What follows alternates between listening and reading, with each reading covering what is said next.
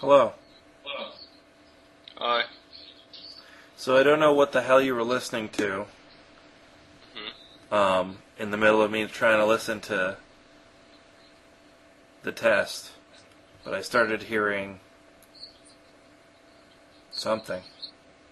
Yeah, I was listening to our podcast where I talked about Prometheus before, so I can remember what I said before, and then speak to them. When I need silence while I'm like listening, how about instead of you turning on something immediately and listening to it, which is playing back our own voices, instead do the opposite of that and not that. I don't even care what I said. Fuck what I said back then. It's old news. That was like a year ago. Yeah. Webisode 10. When did we throw that up? It was when we had our webisode beards. I remember. I still have mine. What's the next one going to be? I don't know. Chapter? Chapter. Maybe issue. Issue. Show. All right. We have plenty we can do. Show 11 or whatever. Volume. Are you recording? Yep. Oh, good. Well, this is Kazz and Geo's Top Secret Mission. Chapter 12, is it? What was the last one we did? I thought the last one was 10. No, I think the last one was 11. I think the first one we did in this format was 10. How about you go look it up on the YouTube? I'll wait. I don't care. I care. This episode, whatever. It'll be labeled properly. Well, you know what? We're going to be referring to what episode it is. We're going to talk about it again. The whole time. We're going to talk about more interesting things than the formatting and titles of the show. At least I hope so, anyway. So how you been, Kazz? We haven't done one of these for a while. Great. Good? Heard you had some car trouble this morning. Yeah, you know how Did you take a bong hit now to relax stuff?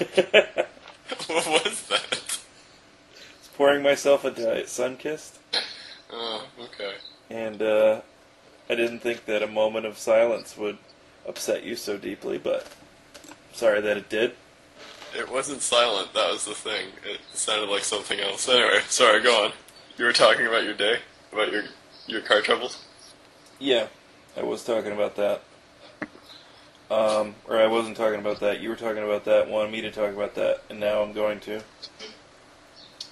I was on my way up into the mountains in a 1979 Triumph Spitfire, which is a little brown, actually it was blue, now it's brown, British vehicle, designed for the calm British countryside, tiny. Like Tribe Spitfire. Comes up to... It's a convertible. It comes up to about your hip with the top down, not counting the windshield there. So it's a tiny little vehicle. And the tiny little cab with the tiny little driver's seat and the tiny little shift stick and everything started filling up with smoke. And so I pulled over, opened the hood up, and the engine, sure enough, was billowing smoke, and the radiator was making squeaking noises as though it were under quite a lot of strain, so I didn't like being near it. I turned the car around, tried to bring it back to the house, let it cool off so I can, do stuff to it. Get to a stoplight about a half mile from my house, and the thing shuts off, is not going to turn back on. Which is a really bad sign. So we had to push. By we, I mean me and a helpful gentleman who stopped.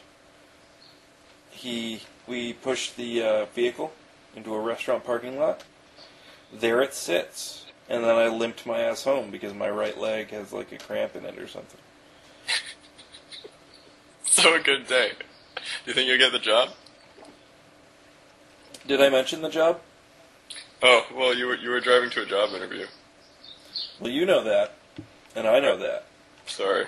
I'm breaking the fourth wall here with outside of podcast knowledge.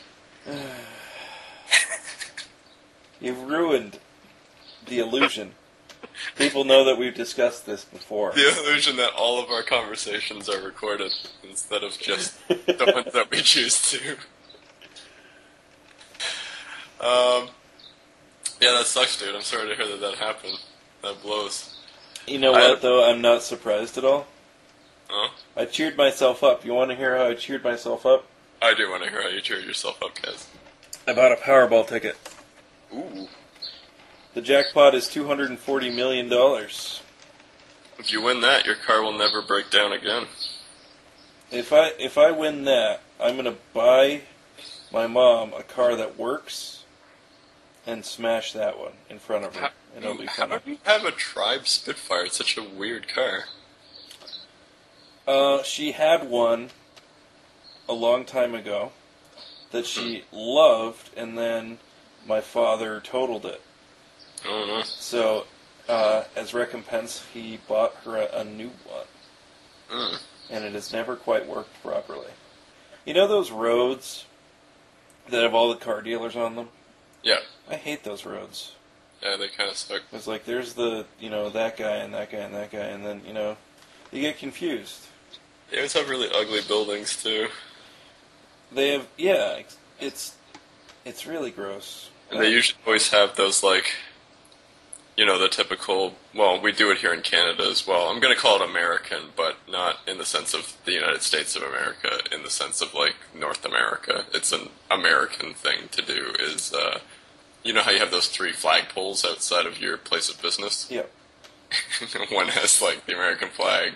The other one maybe sometimes has the Canadian flag, or here it would be the reverse. But, if your company has some employees from the other country or whatever, then you fly the other flag too. And then it has, like, the flag of the company or something on it. As though that company were a nation. It's a nation, or your head offices are like a ship or something. I don't know. But you have to have the 3 tall masts. As though there were a Toyota Galleon somewhere. A Toyota Galleon delivering brand new Toyotas from the Americas to the Queen of Spain.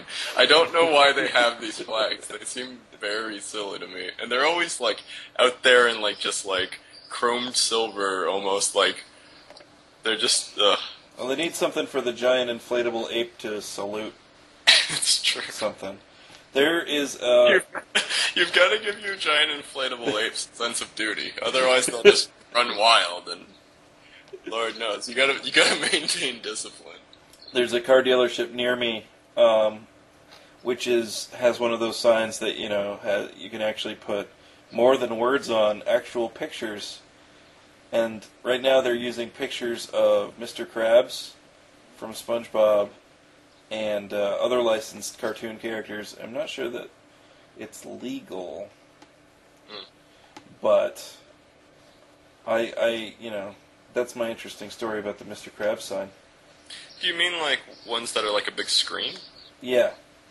Yeah, they had, in the town I used to live in Cambridge, they had one of those down by this really, really, really major intersection called the Delta that has a whole bunch of roads that go into it. It's a crazy intersection. It even has a rail crossing near it, which totally makes it nuts.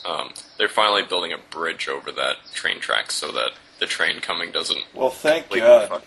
The entire intersection. But anyway, it's a big, like, huge multi-laned intersection with, like, 4 roads just flying into each other in a big, like, sort of crazy orgy of turn lines and stuff like that on the middle of it. Anyway, they put one of those big screens up there to advertise, but it would actually play, like, almost like TV commercials almost.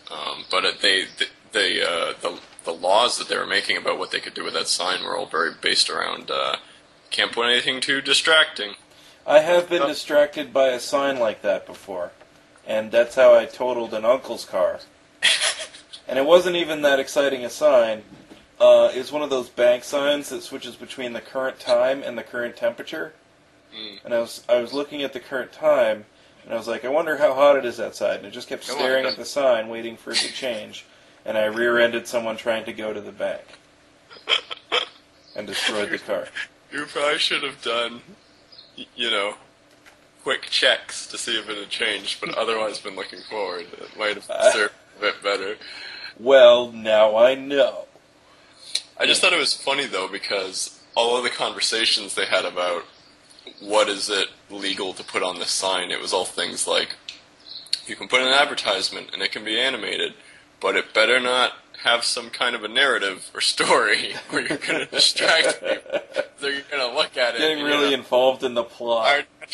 Our natural love of storytelling will just won't be able to keep our eyes forward on the road. Alright, I've got a question related to train tracks. Alright.